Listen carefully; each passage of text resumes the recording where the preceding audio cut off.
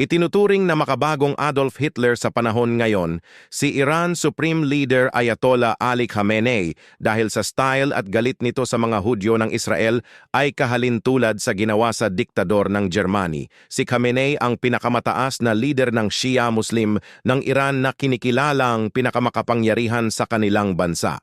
Nagsimulang maging makapangyarihan sa Iran si Ali Khamenei nang may taboy nila sa pamamagitan ng mga protesta si King Mohammad Reza Pahlavi noong 1979.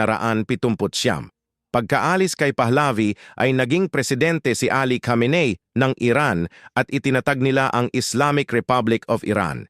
Matapos na mamatay si Iran Supreme Leader Ruhollah Khomeini ay pumalit si Ayatollah Ali Khamenei bilang Supreme Leader ng bansa. Ang pagiging isang Supreme Leader ng Iran ay mas makapangyarihan pa siya sa kanilang presidente. Kaya naman napailalim sa kontrol ni Ali Khamenei ang militar, state media, eleksyon, negosyo at marami pang iba. Binuo niya rin ang Iranian Revolutionary Guard Corps at sinuportahan niya ang Hezbollah ng Lebanon, Hamas ng Gaza, Houthis ng Yemen, at iba pang teroristang grupo na ang layunin ay ubusin ang lahi ng mga Hudyo.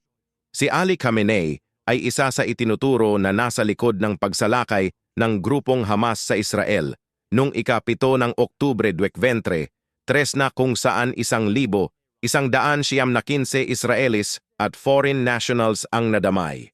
855 ang pinatay at 251 ang hinustage ng Hamas. Noong ika-27 ng Oktubre ay inilunsad ang pagsalakay ng Israel sa Gaza, kung saan nagkukubli ang teroristang Hamas kaya't nalansag ang grupo ito. Nang malaman ng Israel na may mga plantang nuklear, ang Iran ay nagsagawa sila ng pagsalakay upang hindi na ito makapaminsala sa kanilang mga kababayan. Tulad ng ginawa ni Hitler sa mga Hudyo matigas, ang paninindigan ni Israeli Prime Minister Benjamin Netanyahu na ayad niya nang maulit ang nangyari sa mga Hudyo sa panahon ng Holocaust ni Hitler na umabot ng mahigit sa 1 milyong mga Hudyo ang pinatay.